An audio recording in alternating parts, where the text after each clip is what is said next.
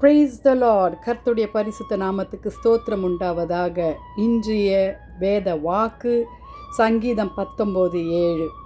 கர்த்தருடைய வேதம் குறைவற்றதும் ஆத்துமாவை உயிர்ப்பிக்கிறதுமாய் இருக்கிறது. கர்த்தருடைய சாட்சி முழுமையானது, பேதியை ஞானமாக்குகிறதா இருக்கிறது.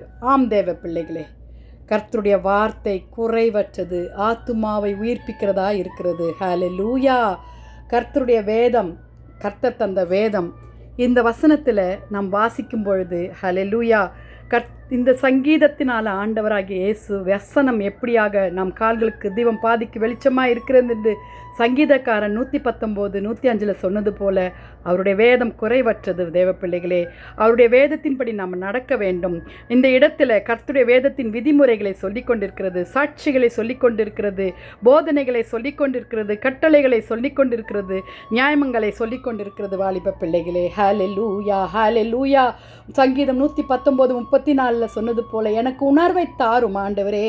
ஆம், நாம் தேவனிடத்தில் உணர்வை தாரும், அப்போது நான் உமது வேதத்தை பற்றி கொண்டு முழு இருதயத்தோடும் அதை கை கொள்ளுவேன். ஹல்லேலூயா. கை கொள்ள கர்த்தர் உதவி செய்வாராக. ஜெபிக்கலாமா? துதிகளின் மத்தியில் வாசமாய் இருக்கிற எங்கள் தேவனே, அப்பா, இந்த வசனத்திற்காக ஸ்தோத்திரம் ஆண்டவரே. உம்முடைய வசனத்தின் பிரசித்தம் வெளிச்சம் தந்து பேதைகளை உணர்வுள்ளமாக்குமே கர்த்தாவே. ஆம் ஆண்டவரே, ஸ்தோத்திரம் ஐயா. ஆண்டவரே கர்த்தாவே, உம்முடைய பிரமாணங்களை காத்துக்கொள்ள கிருபை தாங்க.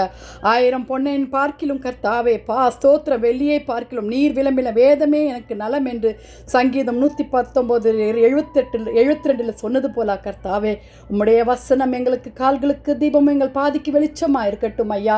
உமது வாதத்தில் உள்ள எவ்வளோ அதிசயங்களை ஆண்டவரே நாள் முழுதும் பிரியமாய் வாசிக்க, நாள் முழுதும் தியானிக்க கிருபை பாராட்டுங்க. ஒவ்வொருவரையும் நீர் ஆசீர்வதிங்க சுவாமி.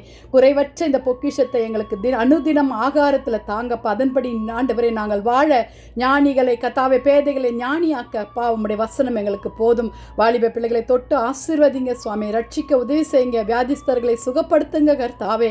உம்முடைய வரி அதிசீக்கிரமாக இருக்கிறது. வேதத்தில் வாசிக்க, ஆசையாய் வாசிக்க கிருபை பாராட்டுங்கப்பா. நீர் மாத்திரம் மகிமைப்படுங்க. துதி கன மகிமை உமக்கே செலுத்துகிறோம். மீட்பர் இயேசுவின் மூலம் ஜெபம் கேளும் பிதாவே. ஆமேன் ஆமேன். Wish you happy blessed day and God bless you. Amen.